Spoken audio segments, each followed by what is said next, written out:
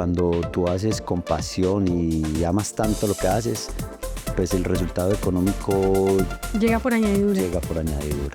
Yo le explico a la gente, yo digo, mira, es que las carreras son como los negocios, hay que prepararlos a conciencia. Muchas veces nosotros nos metemos en un negocio, es que como a este le está yendo bien, es que eso es lo que dicen que está dando dinero, y nos metemos por emoción. Porque cuando tú te metes en una distancia o te metes en una competencia sin el conocimiento suficiente en qué te vas a meter, en la preparación que te vas a fallar, o te va a costar y te va a sacar sangre y lágrimas.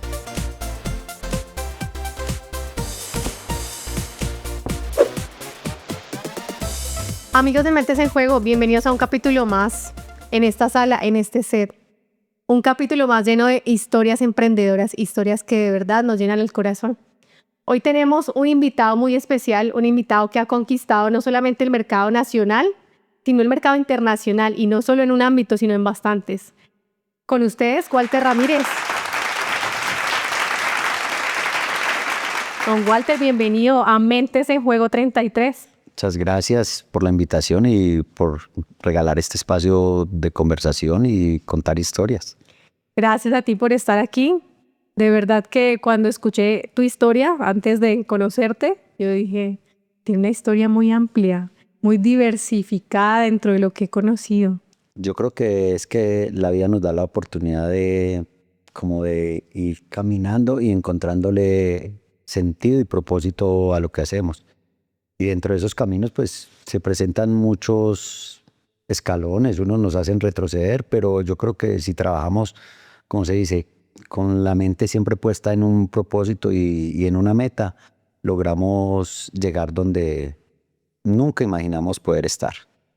Bueno, ¿y cómo ha jugado tu mente para llevar a tantos escenarios? Yo conozco, gente que se dedica a una sola cosa y ahí es como decimos acá, la rompen. Pero este Walter que conozco, que veo, tiene deporte, tiene inmobiliaria, tiene comercio, tiene muchas cosas que mostrar. Yo creo que la base fundamental de eso es la pasión y el amor por lo que se hace. Porque deja de ser un trabajo y se convierte en un estilo de vida. Y cuando tú amas lo que haces, lo harías sin que te pagaran. Y hoy en día una de mis principales funciones, aunque hay un socio que no me cree lo que yo le digo, que yo no trabajo por dinero, yo trabajo por propósito y desafío. Y cuando tú haces con pasión y amas tanto lo que haces, pues el resultado económico llega por añadidura. Llega por añadidura. Completamente de acuerdo. Casi siempre cuando uno tiene más tensión o más necesidad, menos se dan las cosas. Pues puede ser congruente lo que dices, porque yo hace 3 años en pandemia hubo un golpe bastante fuerte en mi economía, donde tal vez yo tenía muchas necesidades, porque había unos compromisos bastante grandes con bancos, proveedores y asociados, y yo casi no encontraba salida. Pero esa misma necesidad me llevó a explorar otras posibilidades de negocios, y esas otras posibilidades me dieron la capacidad de abrir mi mente a algo que nunca pensé hacer, y debido a eso hoy en día logré cumplir esos compromisos, y hoy estoy ya como en otro nivel, tanto de tranquilidad y de visión y proyección. Qué bueno que siempre siempre encontramos esas encrucijadas, pero encontrarle solución es como juega la mente para salir de ahí. Exactamente, lo que pasa es que muchas veces nosotros nos bloqueamos y vemos el muro, pero a veces ese muro es un muro de 3x3 y nuestra visión no alcanza, que después del 3 hay una posibilidad no de brincar, derribar el muro, sino de pasar por un lado, analizarlo bien para poderlo superar. Exactamente. Correcto. Bueno, cuéntame y cuéntales quién es Walter Ramírez. Walter es una persona sencilla. Yo creo que yo vivo en simplicidad. Trato de, no me acuerdo quién, pero alguien me dijo, es que tienes que aprender a vivir con lo que necesitas y no con lo que produces. Muy correcto. Es una posición muy clara y tienes razón. con lo que Entonces, necesitas y no con lo que produces. entonces, mi estilo de vida es básico, sencillo. Hoy, gracias a Dios y a las oportunidades de la vida, no consumo alcohol, pues no trasnocho. No tengo nada contra las personas Que lo haces. que lo hacen, pero por muchas componentes en mi vida, la primera necesidad fue haber dejado de consumir alcohol porque se me había convertido en un problema. Pero a través de todos los años yo creo que he hecho de todo, desde hacer mandados, salir a cargar mercados, vendedor. ¿A los cuántos años empezaste a trabajar? Yo creo que por ahí desde los 8 o 10 años. Empezaste a trabajar. Sí, yo cargaba mercados. No sé si para la gente que no conoce, en los pueblos, Sí. en las plazas de mercado hay señoras que van y van haciendo sus compras. Y en esa época habíamos varios muchachos con carros de rodillos, carretas o un costal simplemente, donde uno iba recogiendo lo que la persona compraba, se lo echaba a la espalda y acompañaba a la persona hasta la casa y ahí depositaba, y en ese tiempo me daban 50, 100 pesos y yo con eso me Dios. hacía la semana. Esas son las experiencias más bonitas Sí, que y yo me acuerdo de 3 clientes muy especiales que yo le hacía la vila porque eran los que mejores pagaban. Si por un trabajo de esos daban 50, ellos daban entre 100 y 150, o sea, muy bien remuneradas sí, eso. en ese momento. Pero bueno, ahí nace ese Walter emprendedor desde niño. Sí, pues más que emprendedor, como el deseo de tener independencia económica, de no tener esa necesidad de que tú te quisieras comprar algo y tener que ir a pedirlo. Entonces, esa necesidad como de ser capaz de decir, bueno, me quiero comprar estos zapatos, los estoy ahorrando y me los compro.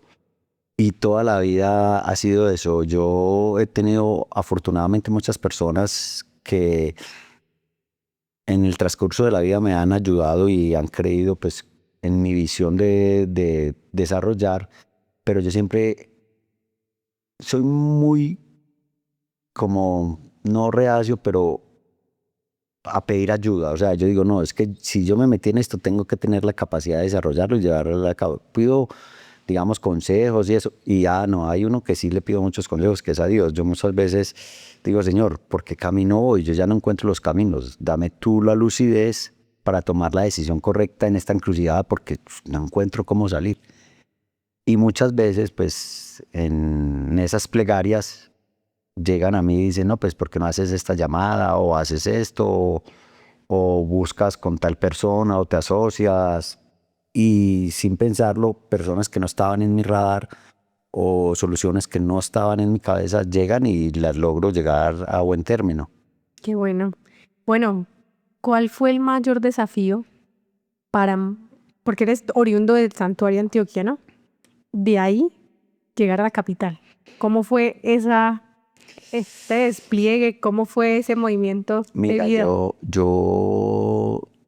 pues, tenía una vida relativamente acomodada en mi pueblo. Yo decía, no, yo de aquí para el cielo y en 4 tablas. Eso uno que se va a mover de donde está bien. Parcial en 4 tablas. Sí, y con los pies por delante. Pero mira que yo, digamos, hubo como una coyuntura en el año 2000 por las violencias que se vivían en esa época de eso, y pues yo fui uno de los que me tocó salir por la violencia, y tuve la suerte que pues una hermana mía llevaba 25 años acá con una empresa, con su esposo y consolidados, y ella me dijo, véngase para Bogotá. Yo llegué aquí, la verdad, con una mano adelante y otra atrás. ¿Cuántos años tenías cuando llegaste? Hace 20, yo llegué el 12 de junio del 2001 a Bogotá y llegué con 200.000 pesos en el bolsillo. Y en ese fin de semana me los gasté en una rumba. Fue una inversión. Sí, o sea, pero tuve una hermana que me apoyó mucho. Yo siempre le he dicho a ella, yo le ¿Cuántos agradezco. hermanos eres el Somos número? 10. ¿Y tú eres el número? 6. De 10 hermanos. 6, 7. Después de mí quedan 3. Ah, ok, sí. Y ella me apoyó con su esposo, que ya tenían un comercio establecido, y el esposo viajaba a China. Y yo él me dio la oportunidad de darme crédito de los productos que él vendía, y empecé en San Andresito con un producto fantasía o bisutería a vender. Qué bueno. O sea que el capital fe te lo dio el Señor. Sí. Yo le tengo mucho que agradecer a, ¿Lo quieres nombrar? sí, a mi hermana Lucy y a su esposo Álvaro. Ellos fueron los que Los me que te apoyaron. las... Sí, o sea, pues uno llegar a una ciudad de este tamaño, tan grande, sin conocerla. Mi esposa decía que ella se vino llorando. Ella se vino llorando como al mes y pico que yo ya estaba acá, y ahorita dice que si se va de aquí, se va pero llorando. Entonces yo tengo mucho que agradecerles porque pues muchas veces uno llegar y no encontrar apoyo es difícil, y a veces ese empujón inicial es fundamental para Sí. cualquier tipo de inicio de economía o de desarrollo como ser humano. Bueno, ¿y cómo fue ese primer viaje a China como emprendedor? Pues mira que es curioso, todo el mundo piensa que yo voy mucho a China. Yo solo he ido una vez, en el 2011. Ve. Sí, entonces yo hice una sociedad con otro hermano mío y él era el que viajaba, y yo me encargué de la parte administrativa, comercial, gerencial, tributaria de la empresa, y él se encargaba de las compras. Ok. Y yo a China solo fui en el 2011 porque había unos inconvenientes contables con el proveedor, y viajé, es más, viajé con un pasaporte de emergencia. Imagínate, yo llevaba ya 3 años con la empresa y no tenía pasaporte, no había salido del país. ¿Y Me qué tocó- tal ver ese mundo No, tan grande de comercio, que eso es algo que... ahí me di cuenta de algo, que nosotros a veces pensamos que es que los chinos piensan distinto. No, el chino es un ser humano igual que nosotros. No te confíes, en China también hay trampa, hay estafadores y hay gente que le vende eso. Pero el ser humano se mueve por emociones y sentimientos. Y ahí fue donde una de las bases que yo dije, cuando uno quiere crecer, desarrollar, hay que conectar. Si tú no conectas, porque productos venden todos, pero emociones y sentimientos, quien encuentra la conexión entre el producto, tu cliente y tú, entonces yo antes de hacer una venta hago una conexión. Yo primero, Es una relación. sí, me gusta preguntar, porque cuando tú no tienes confianza, no te abres, entonces tú no te sueltas. Y yo creo que es más fácil de hacer un negocio cuando estás suelto, cuando hay confianza, cuando hay una risa por medio, cuando hay un chiste. Yo soy dicharachero, soy mamador de gallo desde que me lo puedan. Y cuando ya tengo establecida esa confianza con el cliente, y más en el tema de inmuebles, que es más complicado, porque la gente cuando compra un inmueble, compra un sueño, compra una ideología. Sea un local, sueña con que ahí va a crecer su empresa. Si es una casa, piensan que ahí va a crecer sus hijos. Si una bodega, dice ahí va a crecer mi empresa. Entonces tengo que analizar las necesidades, sus emociones, entenderlas para poderle transmitir que aquello que le estoy ofreciendo es lo que le va a ayudar a ellos a dar ese escalón para llegar al sueño y a la meta que ellos quieren alcanzar. Ok, tiene buen sentido lo que estás diciendo. Todo es una relación de emociones y todo tiene una conexión. Así es verdad. Así se mueve el mundo, pero no todas las personas lo relacionan así. Lo que Bueno, pasa- todas las culturas. digamos, yo no tengo nada contra las ventas en internet, pero se vendió la emocionalidad del negocio, la emocionalidad de la compra, la conexión entre el producto, quien te lo vende y quien lo compra. Porque hoy en día se compra más por quién está detrás del producto y el respaldo. Tú no vas a ir a comprar donde no tengas confiabilidad. Por eso hoy en día las grandes empresas tienen precios diferenciales entre la que ya está aquí por reconocimiento y la que apenas está saliendo. Y duplicas tus ventas cuando tienes más prestigio, tienes confiabilidad, tienes respaldo, y la gente sabe quién eres tú. Y muchas veces van a comprarte un producto no por el tipo de producto, sino por la persona que hay detrás del producto. Y nosotros muchas veces no entendemos que eso te va a dar ventaja sobre los demás. Esa es tu propuesta de valor frente a lo que ofreces. Sí, porque yo me convertí en esa persona que del servicio por venta, o esa persona, como te digo, creo la relación, y no solo la gente me busca por un producto, sino muchas veces por necesidades personales de negocios que se le presentan inconvenientes. Me dices, Walter, vos que conoces tanta gente y que tenés tantas relaciones, imagínate que me pasó esto, esto y esto. ¿Tú me puedes ayudar? Y yo, claro, ¿qué le pasó? Cuénteme. Entonces le digo, listo, yo tengo esta persona, los presento, le digo, mira, esta es la necesidad, él es un amigo mío, ¿por qué no le ayudamos? Y yo creo que uno de las mayores fortalezas mías en el desarrollo y crecimiento de cualquiera de los ámbitos que ejecuto hoy son las relaciones y esa capacidad de servirle a los demás. Yo digo, lo que necesites, si no me compras, yo tengo clientes que nunca me han comprado, nos hicimos amigos y han tenido necesidades y a través mío y de las personas que trabajan conmigo eso, les ha ayudado a desarrollar, a solucionar sus problemas. Y hay gente que me dice, pero ¿por qué lo haces? Y yo le digo, porque es un cliente en potencia. Hoy no me compró, pero ya tengo un cliente que cuando tenga una necesidad de compra, me va a buscar a mí. Estoy buscando esto, ¿lo tienes? Ok. O sea que yo puedo definir que este emprendedor genera más empatía que relaciones. Empatía frente a cualquier situación. Para mí es fundamental. Claro está que lo que tú decías, yo siempre lo toco acá con el podcast. ¿Tú qué opinas de la IA, de la inteligencia artificial?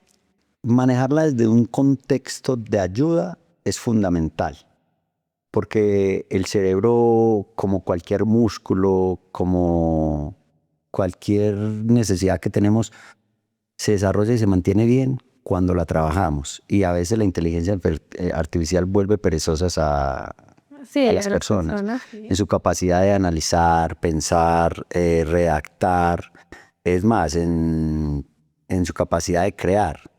Porque muchas veces no es sino decir una guía a una de las inteligencias, ven, necesito esto, ¿por qué no me dices cómo se hace? Entonces pensamos que la inteligencia artificial crea y tiene la capacidad de desarrollar todo y crear todo.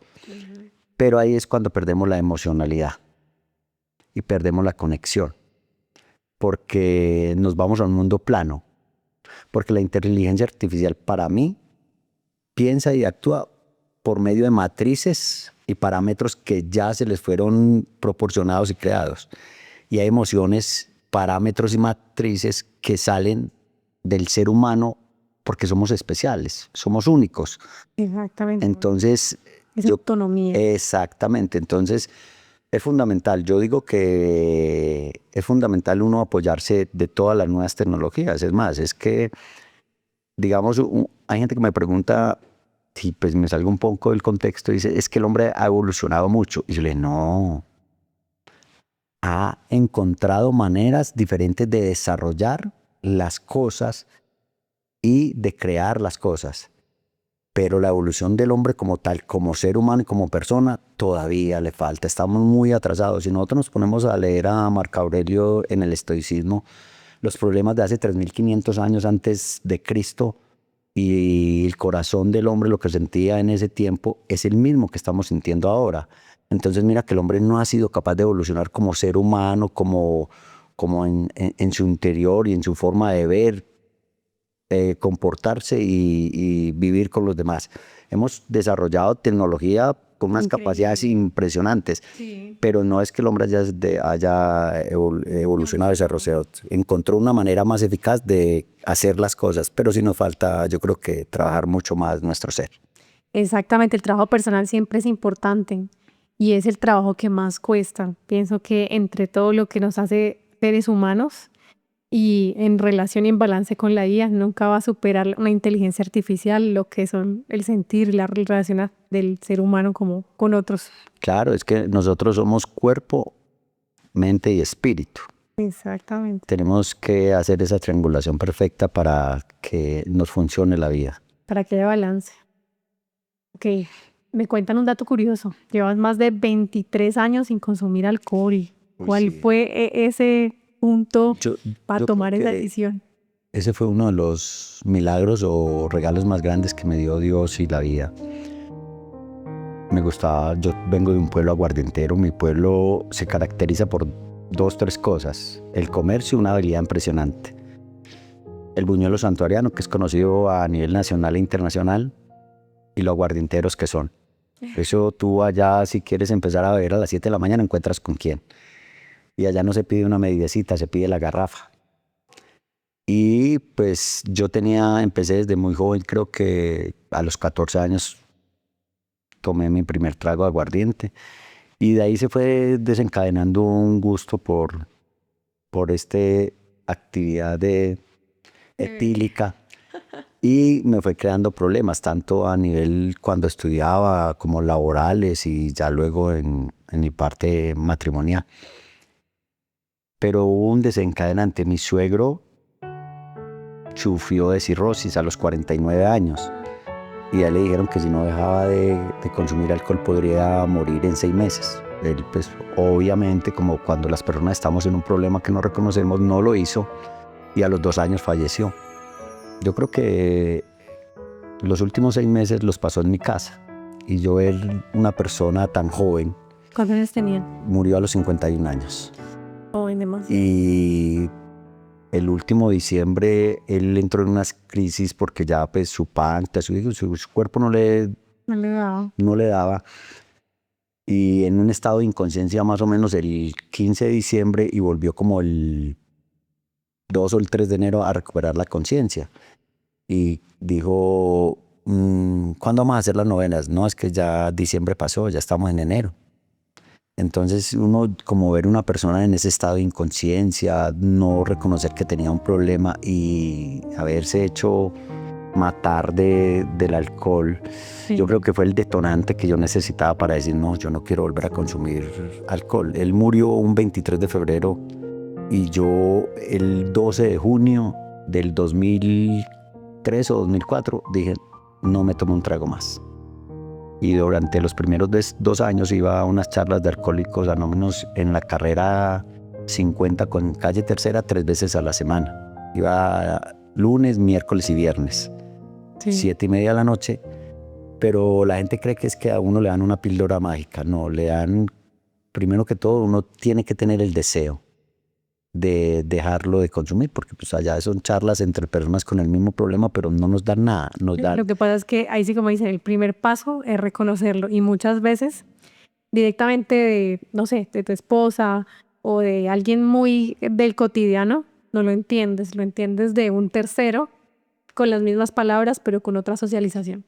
Sí, entonces a partir de ahí yo creo que fue el primer paso para ir cambiando mi perspectiva de la vida, pero no era suficiente porque es que nosotros dejamos de ver, pero seguimos en medio de un alcoholismo sin consumirlo, porque seguimos con temperamentos agrios, con ansiedades, con comportamientos alcohólicos en sobriedad. Entonces tenemos comportamientos alcohólicos en sobriedad. Esa frase está espectacular. Eso no lo dice nadie.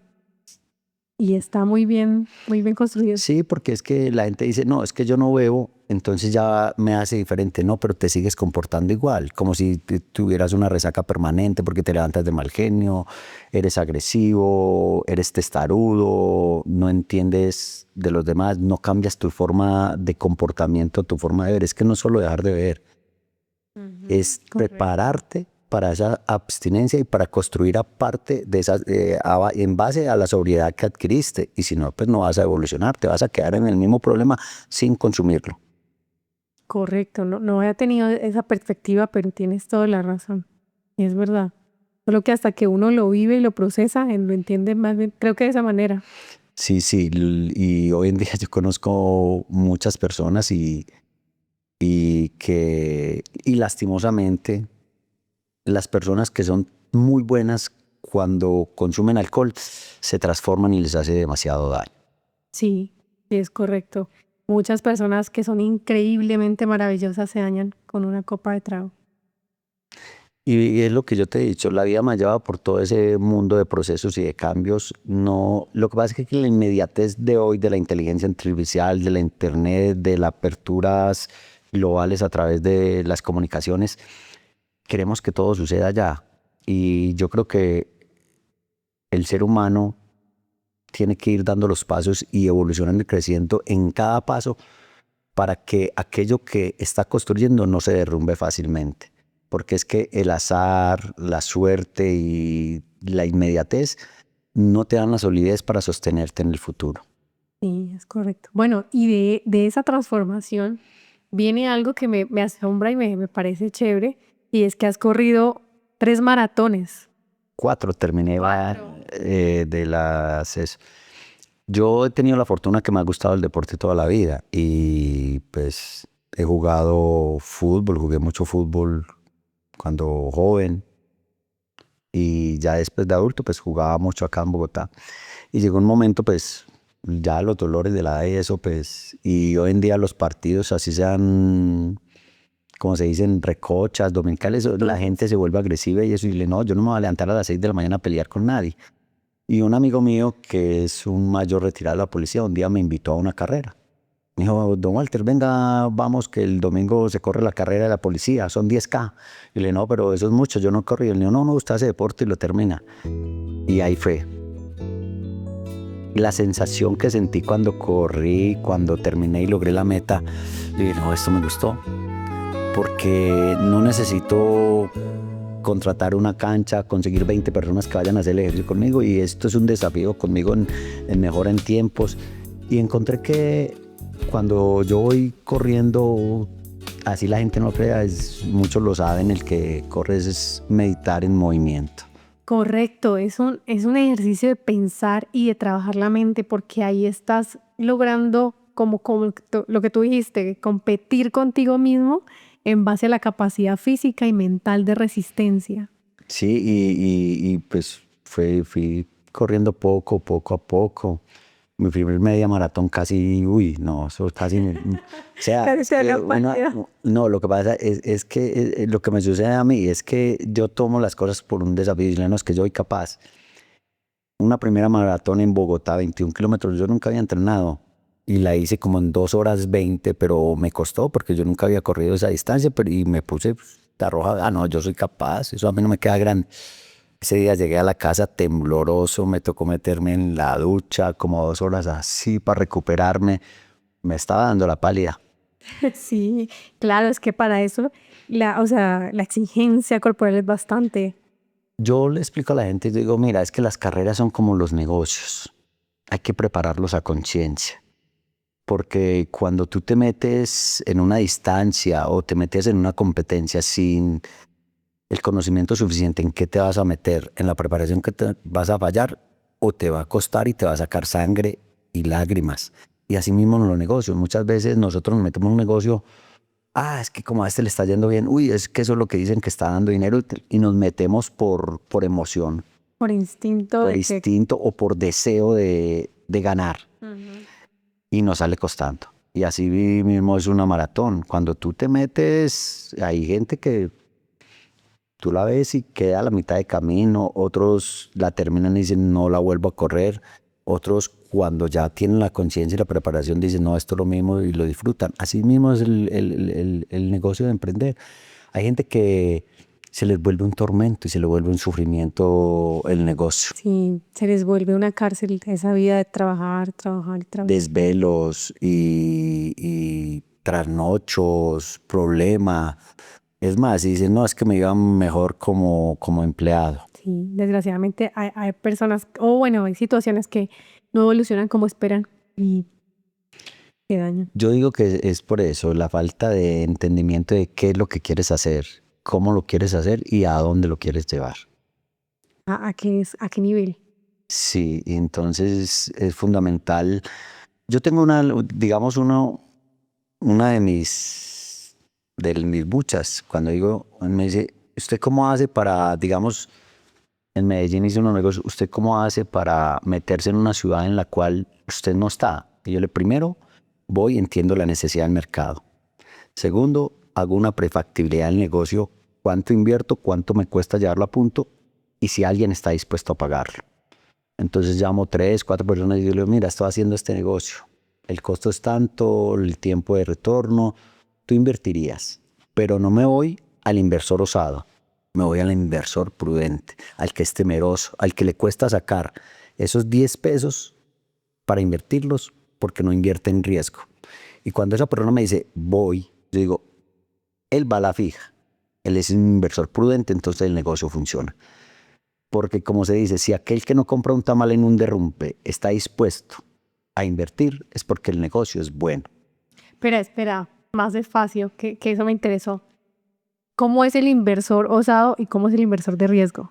El inversor osado es aquel que se mete en todo y siempre está dispuesto a correr el riesgo.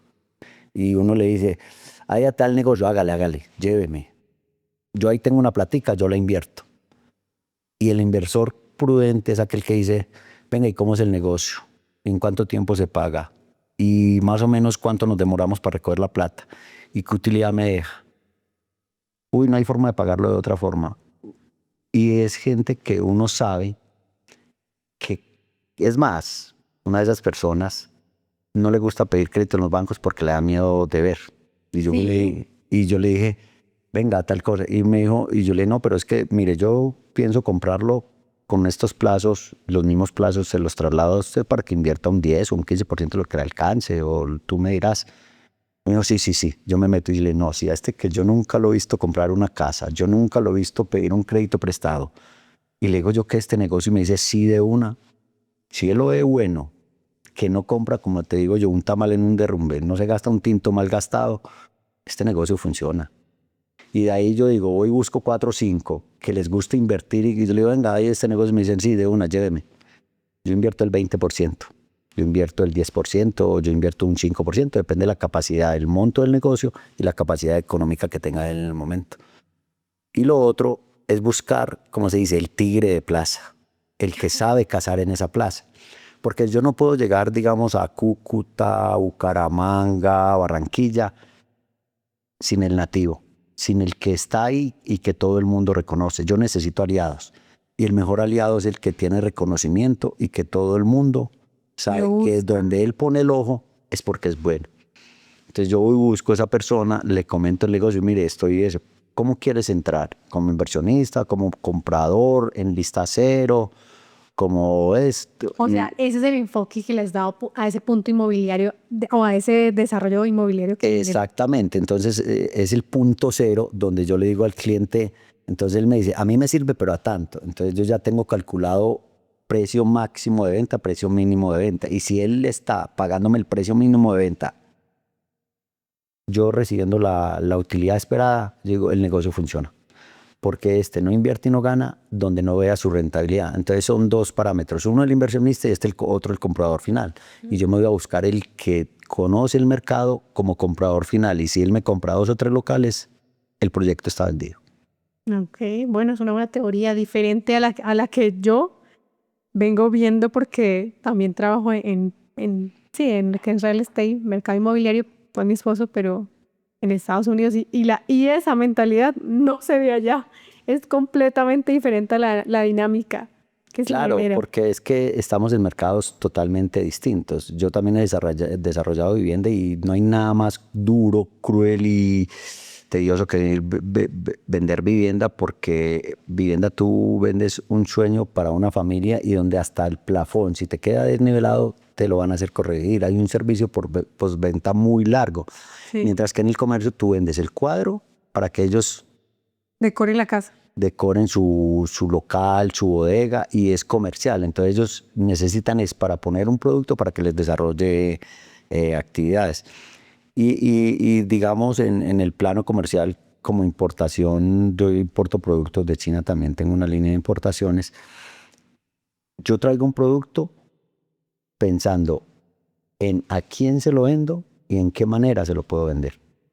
¿Por qué? Porque es que muchas veces yo compro porque a mí me parece bonito, me parece que se puede vender en el mercado, pero estoy llegando a la necesidad del nicho que estoy trabajando. Esto me lo compraría el ¿Quién? mercado en el que yo estoy entrando. Sí, es correcto, porque eso es como decimos, un tiro al aire. Compras un producto y lo traes y luego buscarle cliente es el desafío. Sí, yo tengo un socio del desarrollo inmobiliario y la constructora, que es un muchacho muy joven, tiene 33 años, se llama Andrés Pamplona. Él estudió negocios internacionales y tiene un posgrado en Londres. Y él dice, a mí me dieron una teoría, pero yo no aprendí nada en la universidad. El verdadero crecimiento como profesional lo he encontrado a través del padre y las experiencias comerciales. Y me dice, mi segundo maestro y tutor ha sido don Walter, me dice don Walter. Porque a él no le...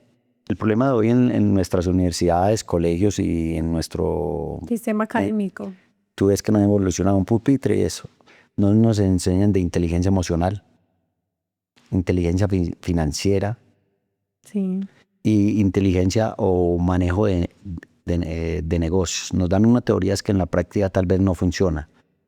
Y muchas veces esa emocionalidad juega En contra. contra. La falta de la inteligencia financiera nos hace Perder por emoción. o que no sabemos manejar recursos, entonces nos emocionamos y yo tuve te cuento, yo tuve un empleado que yo le empecé ganando, le empecé ganando pagando cierta cantidad de dinero y el muchacho era muy bueno, le subí el sueldo y siempre colgado, siempre cada 8 días, hágame un vale.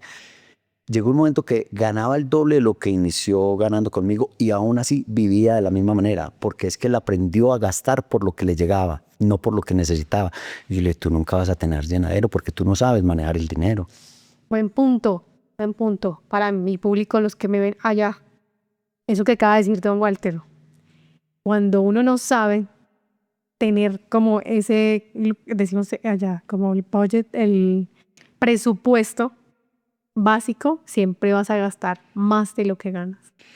Mira, es que me da risas porque yo a veces los cuento a las personas y me dicen, ¿y usted en la casa cómo hace? Y yo cuando digo que mi esposa maneja la empresa más importante, la herencia, yo le pago sueldo. Y la gente se ríe, no, yo tengo un sueldo para mi casa, mi esposa lo recibe y cada año, según el índice de precios al consumidor, yo subo la tarifa, pero según el índice de precios. ¿Por qué? Porque eso se llama manejo de la economía. Entonces, si nosotros estamos supliendo gastos con 10 y el índice de precios sube un 8%, entonces quiere decir que ese salario sube a 11. ¿Por qué? Porque con eso tenemos que acomodar nuevamente los gastos al ingreso. Entonces yo pago ese salario como si fuera gerencia de empresa y aumento lo que la ley lo dice. ¿Por qué? Porque eso es como enseñar tanto a mis hijos como a mi esposa que hay unos topes para el gasto. No me importa el ingreso. Yo puedo tener meses muy buenos y puedo tener meses muy malos, pero yo no gasto por lo que gano, ni vivo por lo que gano. Ok, esa es una estrategia muy, muy respetable y muy valedera de poder sostener como la casa y asimismo generar ingresos para No, y hay gente, y yo no vivo mal, ni eso, no, autosostenimiento. yo vivo muy bien, disfruto y todo eso, pero no me voy como a decir, es que como me gané en un negocio determinada dinero, entonces vámonos a dar la vuelta al mundo o vámonos a gastar X cantidad de plata en ropa y eso, porque es que nos ganamos tanto en un negocio esta semana. No, normal. Las salidas programadas al año, los gastos de compra de ropas y necesidades programadas al año. La gente dice, pero es que la vida se vuelve rutinaria. Como la Todo veas. en la vida es disciplina y rutina. Aquí, en cualquier ciudad del mundo, en cualquier cultura, si tú no aprendes a tener una rutina y una disciplina, no vas a desarrollar ni habilidad, ni te vas a fortalecer y tampoco vas a crecer. Sí. Bueno, una pregunta muy puntual. ¿Cómo ha sido ese desarrollo de varias empresas? ¿Cómo ha sido eso de, vamos a decirlo muy a lo colombiano, de poner los huevos en diferentes canastas y saberlo proyectar? Porque me imagino que tienes un trabajo de delegar fuerte. Sí, hay muchas funciones que se delegan. Hoy en día el material humano está complicado de conseguir. Y he Generar tenido, esa gente que trabaje como trabajarías tú. sí, es complicado, pero por eso uno no deja de creer pues, en las capacidades de las personas. Pero ha sido uno, digamos, de los talones débiles del crecimiento. Digamos, en este momento yo tengo con mi socio en el desarrollo inmobiliario tenemos 5 proyectos en el país. Tengo el desarrollo de las importaciones. Ahí tengo una familia trabajando. En los otros he logrado hacer un equipo. He tenido arquitectos que me roban. He tenido ingenieros que me roban. He tenido empleados que me roban y me doy cuenta. Y yo digo, no, es que no hay con quién. Y tal vez ese es el problema hoy en día. La mentalidad de la inmediatez y como la satisfacción momentánea y la dopamina, porque la gente dice, uy, me logré sacar 500, 1, 2, 3, 4, 5 millones de pesos, van, lo derrochan, se dan ese disfrute inmediato, pero no saben lo que están arriesgando. Sí, es verdad. Y yo, por unas pérdidas, unos problemas que tuve en uno de mis escritos, y lo puse como fondo de pantalla, y yo digo, coloqué, en estos momentos no hay con quién trabajar. Me prometo a mí mismo hoy, 15 de febrero del 2025, no volver a poner capitales para manejo en personas que no tengan la capacidad de hacerlo. Y no vuelvo a invertir donde yo no tenga el tiempo y la capacidad de manejar el dinero, el recurso y el proyecto, porque las pérdidas siempre han sido mucho. Bueno, ¿cuál ha sido ese muro más grande o esa crisis más dura que has enfrentado con esas situaciones? Lo que pasa es que hay asociaciones y hay sociedades de conveniencia. Y muchas veces uno encuentra socios para utilidades, para inversión, pero no para trabajo. Entonces, bueno, el punto de esa diferenciación, porque todo el mundo piensa que una sociedad es trabajo conjunto, pero muchas veces no es. Entonces tú tienes que saber identificar qué te aporta tu socio, tu inversionista. Hay inversionistas que te aportan el dinero y hasta ahí llegan. Yo te doy mi inversión, pero no me comprometo a nada. Hay socios que te dicen, yo invierto, pero también te traigo valor porque traigo clientes y traigo ideas. Y hay clientes que invierten, pero te traen problemas y te traen trabas en el desarrollo. Y hay que entenderlos y dificultarlos. Y hay que, como se dice, entenderlos desde la perspectiva del otro. Llegar y ponerme en la situación. Entonces tú tienes que ser muy inteligente a la hora de elegir con quién sí y con quién no. Yo tengo una frase que dice, ni todos los negocios que te ofrezcan se hacen, ni con todo el mundo se puede trabajar. Eso sí es clarísimo. Y eso que dijiste ahorita, ¿cómo diferenciar el que está comprometido y el que está involucrado? Eso es como en las familias o en las palmas de las manos. Todos no somos iguales y a veces necesitas todo tipo de clientes inversionistas para entender y desafiarte como ser humano y poder crecer, porque si no te desafías no creces. La comodidad muchas veces te estanca. Y yo he tenido unas personas en esta vida que han sido los maestros de crecimiento, como lo dice un gran amigo que tengo también, filósofo y pensador. Yo decía, no, es que no soy capaz. Y él dijo, tómalo como un maestro. Y la vida nos pone unos maestros, pero de esos que me recuerdan cuando me daban tablilla y correa, que han sacado esa resiliencia, esa capacidad de evolucionar ante la dificultad y ante el choque emocional con esa persona y respirar y vamos a sacar esto adelante. Tal vez no vuelva a trabajar con él, pero no voy a terminar. Porque uno en la vida, en cualquier relación, negocio, entras como un señor y tienes que salir como un caballero. Nunca pelees ni por amor, ni por dinero, ni por negocios. El mejor consejo a los emprendedores aquí. Yo digo que el mejor consejo es conocerte a ti mismo, porque cuando tú te conoces, sabes cuál es tu pasión y sabes que esa pasión te puede llevar a crecer. Y para poder crecer tienes que comprometerte. Yo tengo una frase que le digo a la gente, es que la réplica de los negocios a veces no funciona, porque yo siempre les digo, nosotros somos seres únicos e irrepetibles, con capacidad de creer, crear y crecer. Pero para poder hacer eso me tengo que conocer. ¿Qué me hace feliz? Porque si tú vas a hacer algo por dinero, vas a morir esclavo del dinero. Pero cuando tú lo haces por pasión, por amor, lo vas a disfrutar. Y te vas a volver tan bueno, tan eficiente y tan único en lo que haces, que todo el mundo va a querer invertir o hacer contigo. La gente no entiende lo importante que es volverse atrayente o atractivo. Vea, atrayente o atractivo. Claro, porque es que lo bonito se acaba, pero la atracción no. No tenemos que ser imanes como en las religiones del Lejano Oriente, que el imán es el líder. Porque cuando yo me convierto en imán y me convierto en bueno, ¿a quién no le gusta lo bueno? Dígame una persona en esta vida que no le gusta lo bueno. No, tú cuando vas a un restaurante es porque es bueno. Si tú te vas y te sientas con una persona es porque te gusta, como ha hablado eso, te vuelve bueno. En la vida tienes que volverte eso, que no tengas que salir a buscar, porque cuando tú sales a buscar, estás en necesidad. Cuando atraes y llegan a ti, estás en abundancia. Entonces tenemos que volvernos esa persona que todo el mundo confía en ti para invertir, confía en ti para pedirte consejos. Le gusta compartir contigo un tinto, un café, le gusta escuchar lo que tú dices. Entonces conviértete en esa persona que todo el mundo quiere estar. Y que el día de mañana, cuando estés en soledad, diga, mi mejor compañía soy yo y estoy satisfecho con lo que veo en el espejo y con lo que me hablo. Háblate a ti, conviértete en lo que los demás quieres ver y en lo que tú quieres recibir. Eso que acabas de decir, mi mejor compañía soy yo.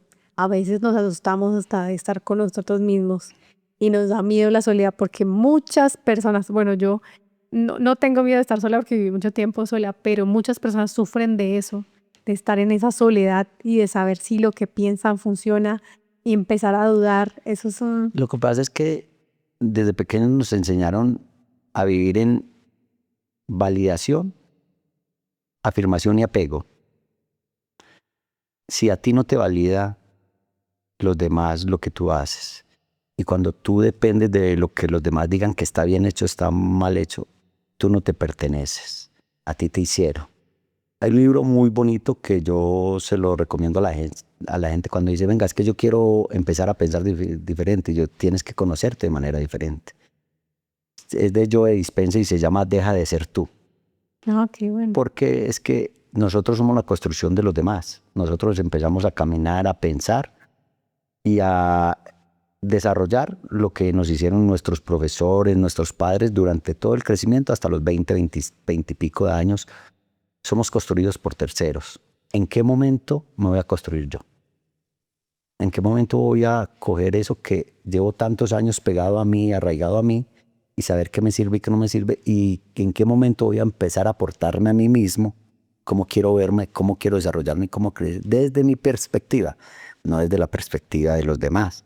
Por eso tenemos abogados, porque el papá es abogado, arquitectos, porque el papá es arquitecto, diseñadores, eso, porque el papá quiso y el papá lo llevó a eso. Pero realmente tú lo encontraste. Sí, es verdad. Y dicen, porque mi papá quiere que yo sea. No, yo. Eso es algo que se escucha muy común. Lastimosamente encontramos en la sociedad muchas personas así, desarrollando profesionales infelices.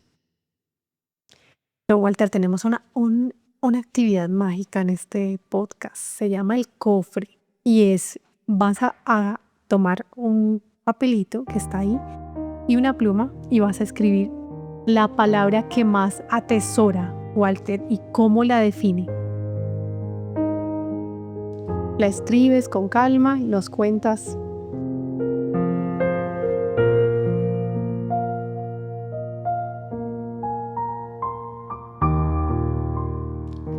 Cuéntanos cuál fue la palabra que escribiste y por qué la atesoras. Para mí una palabra fundamental es resiliencia.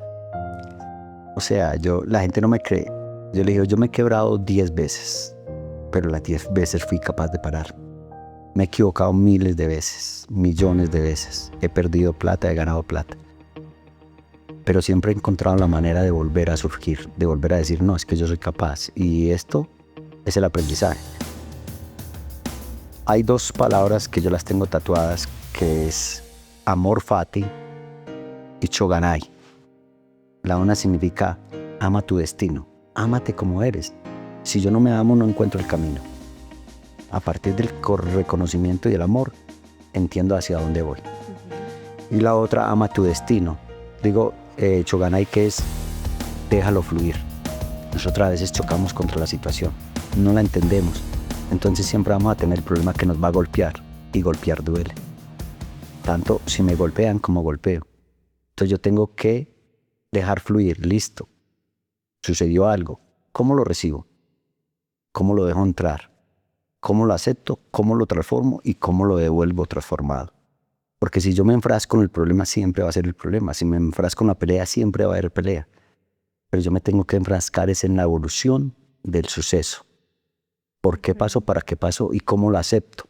Desde mi capacidad y cómo lo transformo para que sea un cambio, para que sea una evolución. Muy buena reflexión, muy buen punto de cierre para decirles a todos que quien es resiliente y paciente con cada situación saben siempre encontrar la salida. Don Walter, gracias por estar en Mentes en Juego.